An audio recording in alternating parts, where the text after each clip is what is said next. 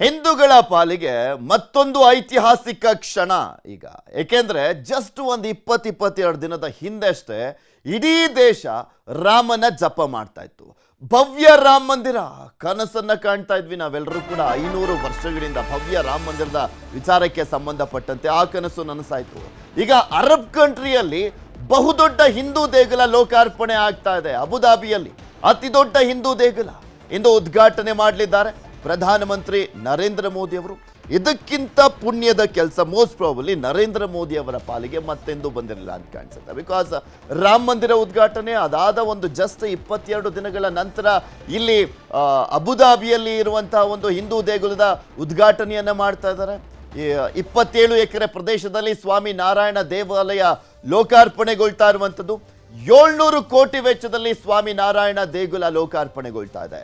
ಈ ಮಂದಿರದಲ್ಲಿ 2 ಗುಮ್ಮಟ ಮತ್ತು 7 ಗೋಪುರಗಳು ಇರುವಂಥದ್ದು. ಗೋಡೆಗಳ ಮೇಲೆ ಭಾರತೀಯ ಅರಬ್ ಸಂಸ್ಕೃತಿಯ ಚಿತ್ರಗಳು ಕೆತ್ತಲಾಗಿದೆ. ಸ್ವಾಮಿಗಳು ಮತ್ತು ಅರಬ್ ನಾಗರಿಕರು ಪರಸ್ಪರ ಕೈ ಹಿಡಿದು ನಿಂತಿರುವಂಥ ಶಿಲ್ಪಕಲೆ ಅದು.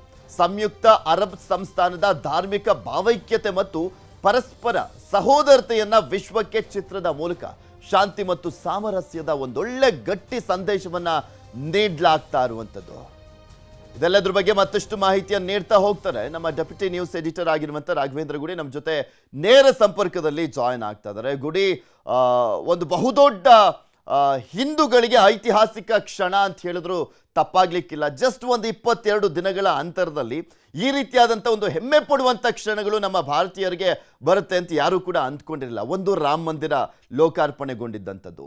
ಈಗ ಅರಬ್ ಕಂಟ್ರಿಯಲ್ಲಿ ಮೊಟ್ಟ ಮೊದಲ ಒಂದು ಬಹುದೊಡ್ಡ ಹಿಂದೂ ದೇವಾಲಯ ಲೋಕಾರ್ಪಣೆ ಆಗ್ತದೆ. ಈ 2 ದೇವಾಲಯಗಳನ್ನು ಲೋಕಾರ್ಪಣೆ ಮಾಡ್ತಾ ಇರುವಂಥದ್ದು ನರೇಂದ್ರ ಮೋದಿ ಅವರು. ಈ ಒಂದು ಕ್ಷಣವನ್ನು ವಿಶ್ಲೇಷಿಸ್ತಾ ಹೋಗೋದಾದ್ರೆ, ಇವತ್ತು ಅಬುಧಾಬಿ ಅದರಲ್ಲೂ ಮಧ್ಯಪ್ರಾಚ್ಯದಲ್ಲಿ ಸರಿಸುಮಾರಾಗಿ 30 ಲಕ್ಷ ಭಾರತೀಯರಿದ್ದಾರೆ ಪ್ರತಿಯೊಬ್ಬ. ಆದ್ರೆ ಭಾರತೀಯರಿದ್ದಂತ ಸಂದರ್ಭದಲ್ಲಿ ಒಂದು ಕಡೆಯಿಂದ ಗಮನಿಸೋದಾದ್ರೆ ಒಂದು ರಿಪ್ರೆಸೆಂಟೇಷನ್ ಅಥವಾ ತಮ್ಮ ಒಂದು ಭಕ್ತಿ ಭಾವದಿಂದ ಒಂದು ನಮಸ್ಕಾರ ಮಾಡಬೇಕಾಗಿರ್ತಕ್ಕಂಥ ಒಂದು ಸ್ಥಳದ ಅವಶ್ಯಕತೆ ಕೂಡ ಇತ್ತು. ಆ ಸ್ಥಳದ ಅವಶ್ಯಕತೆಯಿಂದ ಇವತ್ತು ದುಬೈನ ಸರ್ಕಾರ, ಅಬುಧಾಬಿಯ ಸರ್ಕಾರ ಅದನ್ನ ಪೂರೈಕೆ ಮಾಡಿರುವಂತದ್ದು. ಸೂರ್ಯ ಎಲ್ಲಿಯವರೆಗೂ ಇರ್ತಾನೋ ಅಲ್ಲಿಯವರೆಗೂ ಕೂಡ ಈ ಭೂಮಿ ಈ ಮಂದಿರಕ್ಕೆ ಸೇರಿದ್ದು ಅಂತ ಹೇಳಿ ಅಲ್ಲಿಯ ರಾಜರು ಅದನ್ನ ಒಂದು ದಾನವಾಗಿ ಕೊಟ್ಟಿರುವಂತದ್ದು. ಅದು ಕೂಡ ಪ್ರಾಮುಖ್ಯತೆಯನ್ನ ಈ ಸಂದರ್ಭದಲ್ಲಿ ಪಡೆದುಕೊಳ್ಳುತ್ತೆ. ನಾವಿದನ್ನ ಹಿಂದೂ, ಮುಸ್ಲಿಂ ಅಥವಾ ಇವೆಲ್ಲ ಒಂದು ಪರದೆಯ ಆಚೆ ನಿಂತು ನೋಡಿದಂತ ಸಂದರ್ಭದಲ್ಲಿ ಇವತ್ತು ಇಡೀ ವಿಶ್ವಕ್ಕೆ ಬೇಕಾಗಿರ್ತಕ್ಕಂಥ ಸಂದೇಶ ಏನು? ಒಂದು ಭಾವೈಕ್ಯತೆ ಬೇಕಾಗಿರ್ತಕ್ಕಂಥದ್ದು, ಮತ್ತೊಂದು ಕಡೆ ಭ್ರಾತೃತ್ವ ಬೇಕಾಗಿರುವಂತದ್ದು, ಇನ್ನೊಂದು ಅತ್ಯಂತ ಪ್ರಮುಖವಾಗಿರ್ತಕ್ಕಂಥದ್ದು ವಸುಧೈವ ಕುಟುಂಬಕಂ. ಅಂದ್ರೆ ಇಡೀ ಭೂಮಿಯ ಒಂದು ಕುಟುಂಬದ ರೀತಿಯಲ್ಲಿ ಕಾರ್ಯವನ್ನ ನಿರ್ವಹಿಸಬೇಕು. ಇಡೀ ಒಂದು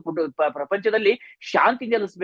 ಇಲ್ಲಿ ಕೇವಲ ನಂಬಿಕೆಗಳ ಆಧಾರದ ಮೇಲೆ ಭೇದ ಭಾವ ಇರಬಾರ್ದು. ಈ ರೀತಿಯಾಗಿರ್ತಕ್ಕಂಥ ಉನ್ನತವಾಗಿರ್ತಕ್ಕಂಥ ಸಂದೇಶಗಳ ಅವಶ್ಯಕತೆ ಕೂಡ ಇವತ್ತು ಇಡೀ ವಿಶ್ವಕ್ಕೆ ಇರ್ತಕ್ಕಂಥದ್ದು. ಆ ಸಂದೇಶದ ಒಂದು ಭಾಗವಾಗಿ ಈ ಒಂದು ಮಂದಿರ ನಿರ್ಮಾಣ ಆಗಿರ್ತಕ್ಕಂಥದ್ದು. ಸ್ವಾಮಿನಾರಾಯಣ ಮಂದಿರ ಅಲ್ಲಿ ನಿರ್ಮಾಣ ಆಗಿರ್ತಕ್ಕಂಥದ್ದು. ಸುಮಾರು 700 ಕೋಟಿ ರೂಪಾಯಿ ವೆಚ್ಚ, 27 ಎಕರೆ ಭೂಮಿಯಲ್ಲಿ ನಿರ್ಮಾಣ ಆಗಿರ್ತಕ್ಕಂಥದ್ದು. ಎಲ್ಲ ವಿಚಾರವನ್ನ ನೋಡ್ತೀವಿ. ಆದ್ರೆ ಅಲ್ಲಿ ಅತ್ಯಂತ ಪ್ರಮುಖವಾಗಿ ಗಮನಿಸಬೇಕಾಗಿರ್ತಕ್ಕಂಥದ್ದಂದ್ರೆ ಪ್ರತಿಯೊಬ್ಬರು ಕೂಡ ಅದರ ಭಾಗವಾಗ್ತಾ ಇರುವಂತದ್ದು.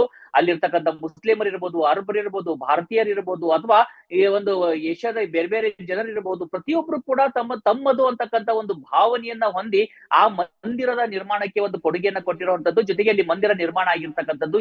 ಹೀಗಾಗಿ ಇದು ಪ್ರಾಮುಖ್ಯತೆಯನ್ನ ಪಡೆದುಕೊಳ್ತಾ ಇರುವಂತದ್ದು. ಮತ್ತೊಂದು ಭಾಗವಾಗಿ ನೋಡೋದಾದ್ರೆ ಇದು ಭಾರತ ಮತ್ತು UAE ಸಂಬಂಧ ಅತ್ಯಂತ ಉನ್ನತ ಮಟ್ಟಕ್ಕೆ ಹೋಗ್ತಾ ಇರೋದ್ರ ಒಂದು ದ್ಯೋತಕವಾಗಿ ಕೂಡ ಇಲ್ಲಿ ಇರ್ತಕ್ಕಂಥದ್ದು. ಕೇವಲ ಇದು ಜನರ ಮಧ್ಯದಲ್ಲಿ ಇರ್ತಕ್ಕಂಥ ಒಂದು ಭಾವನೆ ಅಲ್ಲ. ಜನರ ಮಧ್ಯದಲ್ಲಿ ಖಂಡಿತವಾಗಿ ಕೂಡ ಒಂದು ಉತ್ತಮವಾಗಿರ್ತಕ್ಕಂಥ ಭಾವನೆ ಇದೆ. ಅಲ್ಲಿ ಭಾರತೀಯರು ಕೆಲಸವನ್ನ ಮಾಡ್ತಾರೆ. ಭಾರತೀಯರ ಬಗ್ಗೆ ಅತ್ಯಂತ ಉನ್ನತವಾಗಿರ್ತಕ್ಕಂಥ ಗೌರವವನ್ನ ಅರಬರು ಕೂಡ ಇಟ್ಕೊಂಡಿರುವಂತದ್ದು. ಆದ್ರೆ ಅದರ ಆಚೆ ನೋಡಿದಾಗ 2 ಸರ್ಕಾರದ ಮಧ್ಯೆ ಏನಾಗ್ತಾ ಇದೆ ಅಂತ ನೋಡೋದಾದ್ರೆ ಇವತ್ತು ಭಾರತ ಮತ್ತೆ UAE ಸುಮಾರು $100 ಬಿಲಿಯನ್ ಅಧಿಕವಾಗಿರ್ತಕ್ಕಂಥ ಒಪ್ಪಂದಗಳನ್ನ ಮಾಡ್ಕೊಳ್ತಾ ಇದೆ. ಅದನ್ನ ಮೀರಿ ವ್ಯಾಪಾರ ವಹಿವಾಟು ವೃದ್ಧಿ ಆಗ್ತಾ ಇರುವಂತದ್ದು. ನಿನ್ನೆ ತಾನೇ ಅಲ್ಲಿ ರುಪೇ ಕಾರ್ಡು ಮತ್ತೆ ಈಗ ನಾವು UPI ಏನಿದೆ ಭಾರತದ, ಅದು ಕೂಡ ಇನ್ನು ಅರಬ್ ರಾಷ್ಟ್ರಗಳಲ್ಲಿ ಅಲ್ಲಿ ಚಲಾವಣೆಗೆ ಬರ್ತಾ ಇರುವಂತದ್ದನ್ನ ಕೂಡ ಒಪ್ಪಂದಗಳಾಗಿರುವಂತದ್ದು. ಕಳೆದ ಬಾರಿ ನೋಡ್ತಾ ಇದ್ವಿ ನಾವು ಟ್ರೇಡ್ ಅಗ್ರಿಮೆಂಟ್ ಆಗಿತ್ತು. ಆ ಟ್ರೇಡ್ ಅಗ್ರಿಮೆಂಟ್ ಈಗ ಮತ್ತೊಂದು ಮುಂದೆ ಹೋಗಿ ಈಗ ದೊಡ್ಡ ಮಟ್ಟದ ಒಪ್ಪಂದಗಳಿಗೆ ಕಾರಣ ಆಗ್ತಾ ಇದೆ. ಬ್ಯಾಂಕಿಂಗ್ ವ್ಯವಸ್ಥೆ ಇರ್ಬೋದು, ಉದ್ಯೋಗಾವಕಾಶಗಳಿರ್ಬೋದು, ಧಾರ್ಮಿಕ ವಿಚಾರಗಳಿಗೆ ಸಂಬಂಧಿತ ಆಗಿರ್ಬೋದು, ಪೆಟ್ರೋಲಿಯಂ ವಿಚಾರಕ್ಕೆ ಸಂಬಂಧಪಟ್ಟ ಆಗಿರ್ಬೋದು. ಹೀಗೆ ಸಾಕಷ್ಟು ವಿಚಾರದಲ್ಲಿ ಇಡೀ ಅರಬ್ ಕಂಟ್ರೀಸ್ ಏನಿದೆ, ಕೇವಲ UAE, ಅಬುಧಾಬಿ ಅಂತ ನಾವು ಹೇಳ್ತಾ ಇಲ್ಲ, ಸೌದಿ ಅರೇಬಿಯಾ ಇರ್ಬೋದು ಅಥವಾ ಬೇರೆ ಬೇರೆ ಪ್ರದೇಶಗಳನ್ನ ಈಗ ಕತಾರ್ ಕೂಡ ಪ್ರಧಾನಮಂತ್ರಿ ನರೇಂದ್ರ ಮೋದಿ ಕತಾರ್ಗೆ ಹೋಗ್ತಾ ಇದ್ದಾರೆ. ಕತಾರ್ನಲ್ಲಿ ನಾವು ನೋಡ್ತಾ ಇದ್ವಿ 8 ಜನ ಭಾರತೀಯ ನೇವಿ ಆಫೀಸರ್ಸ್ ಗಳಿಗೆ ಅಲ್ಲಿ ಒಂದು ಮರಣ ದಂಡನೆಯನ್ನ ಕೊಡಲಾಗಿರುತ್ತೆ. ಆದ್ರೆ ಈಗ ಅವರನ್ನ ಯಾವುದೇ ಒಂದು ಕಂಡೀಷನ್ಸ್ ಇಲ್ಲದೆ ಕತಾರ್ ಅವರನ್ನ ರಿಲೀಸ್ ಮಾಡಿದೆ, ಅವ್ರು ಈಗ ಭಾರತಕ್ಕೆ ಬಂದು ತಲುಪಿದ್ದಾರೆ. ಹೀಗಾಗಿ ಸಹಜವಾಗಿ ಒಂದು ಇಡೀ ಅರಬ್ ನೇಷನ್ಸ್ ಗಳ ಜೊತೆಯಲ್ಲಿ ಭಾರತದ ಸಂಬಂಧ ಮತ್ತೊಂದು ಮಜಲಿಗೆ ಹೋಗ್ತಿರುವಂತ ಉದಾಹರಣೆಯಾಗಿ ಅದಕ್ಕೆ ದ್ಯೋತಕವಾಗಿ ಇವತ್ತು ಸ್ವಾಮಿನಾರಾಯಣ ಮಂದಿರ ಅಲ್ಲಿ ನಿಂತಿರುವಂತದ್ದು. ಹಾಗಿದ್ರೆ ಈ ಸ್ವಾಮಿನಾರಾಯಣ ಮಂದಿರ, ಅದರಲ್ಲೂ ನೀಲಕಂಠ ವೇಷ್ಟಿ ಅಂತಕ್ಕಂಥ ಒಬ್ಬ ಬಾಲಕ ಏನು ಮಾಡಿದ್ರು ಅಂತ ಕೂಡ ನಾವು ಇವತ್ತು ನೋಡೋದಾದ್ರೆ, ಅವತ್ತಿನ ಸಂದರ್ಭದಲ್ಲಿ ಸುಮಾರು 16-17ನೇ ಶತಮಾನದಲ್ಲಿನೇ ಇಡೀ ಭಾರತದ ತುಂಬಾ ಸುತ್ತಿ ಶಾಂತಿಯ ಸಂದೇಶವನ್ನ ಸಾರಿರ್ತಾರೆ ನೀಲಕಂಠ ವೇಷ್ಟಿ ಅಂತಕ್ಕಂಥ ಒಬ್ಬ ಬಾಲಕ. ನಂತರ ಸ್ವಾಮಿನಾರಾಯಣ ಆಗ್ತಾರೆ,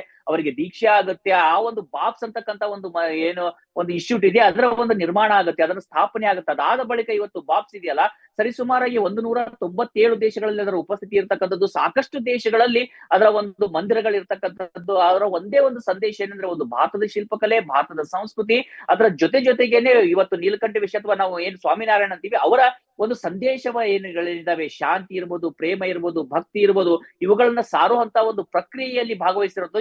ಜೊತೆಗೆ ಸಾಕಷ್ಟು ದೊಡ್ಡ ಮಟ್ಟದ ಚಾರಿಟಿಯಲ್ಲೂ ಕೂಡ ಇವತ್ತು ಬಾಕ್ಸ್ ಮಂದಿರಗಳ ನಿರ್ಮಾಣ ಒಂದು ಭಾಗವಹಿಸುವಂತದ್ದು. ಯಾವುದೇ ದೇಶದಲ್ಲಿರ್ಲಿ, ಅದು ಇಂಗ್ಲೆಂಡ್ ನಲ್ಲಿರ್ಲಿ, ಅಮೆರಿಕದಲ್ಲಿರ್ಲಿ, ಯುರೋಪ್ ನಲ್ಲಿರ್ಲಿ, ಅಥವಾ ಈಗ ಅರಬ್ ನೇಷನ್ಸ್ ಗಳಲ್ಲಿರಲಿ, ಈ ಎಲ್ಲ ಕಡೆನೂ ಕೂಡ ಅವರ ಒಂದು ಆ ಒಂದು ಚಾರಿಟಿಯಲ್ಲೂ ಕೂಡ ಅತಿ ದೊಡ್ಡವಾಗಿರ್ತಕ್ಕಂಥ ಹೆಸರು ಕೇಳಿ ಬರುವಂತದ್ದು ಈ ಒಂದು ಬಾಕ್ಸ್ ಸಮೂಹ ಏನಿದೆ ಅದು. ಹೀಗಾಗಿ ಸಹಜವಾಗಿ ಎರಡು ದೇಶಗಳ ಸಂಬಂಧ ವೃದ್ಧಿ, ಮತ್ತೆ ನೀವು ಹೇಳ್ದಾಗೆ ಖಂಡಿತವಾಗಿ ಅದರ ಒಂದು ಮುಂಚೂಣಿಯಲ್ಲಿರ್ತಕ್ಕಂಥದ್ದು ನರೇಂದ್ರ ಮೋದಿ ಅವರೇ ಸ್ವತಃ ಇದನ್ನ ಲೋಕಾರ್ಪಣೆ ಮಾಡ್ತಾ ಇರೋದ್ರಿಂದ, ಮತ್ತೆ ಅದರಲ್ಲಿ ಆ ಒಂದು ಅರಬ್ ನೇಷನ್ಸ್ ಎಸ್ಪೆಷಲಿ ಅಬುದಾಬಿ 2015ರಲ್ಲಿ ನರೇಂದ್ರ ಮೋದಿ ಅವರು ಈ ಒಂದು ವಿಚಾರಕ್ಕೆ ಸಂಬಂಧಪಟ್ಟಂತೆ ಚರ್ಚೆ ಮಾಡಿದಂತ ಸಂದರ್ಭದಲ್ಲಿ ಪ್ರಮುಖವಾಗಿ ಕಾರಣಕರ್ತರು ಅಂದ್ರೂ ಕೂಡ ಅದು ನರೇಂದ್ರ ಮೋದಿ ಅವರು ಅಲ್ಲಿ ಅಂದ್ರೆ ದೇವಸ್ಥಾನ ನಿರ್ಮಾಣ ಆಗೋದ್ರಲ್ಲಿ ಅಂತ ಹೇಳಿದ್ರು ತಪ್ಪಾಗ್ಲಿಕ್ಕಿಲ್ಲ ಅಂತ ಕಾಣಿಸುತ್ತೆ. ಕನ್ನಡಿಗರ ನೆಚ್ಚಿನ ನ್ಯೂಸ್ 18 ಕನ್ನಡ ಈಗ ವಾಟ್ಸ್ಆಪ್ನಲ್ಲೂ ಲಭ್ಯ.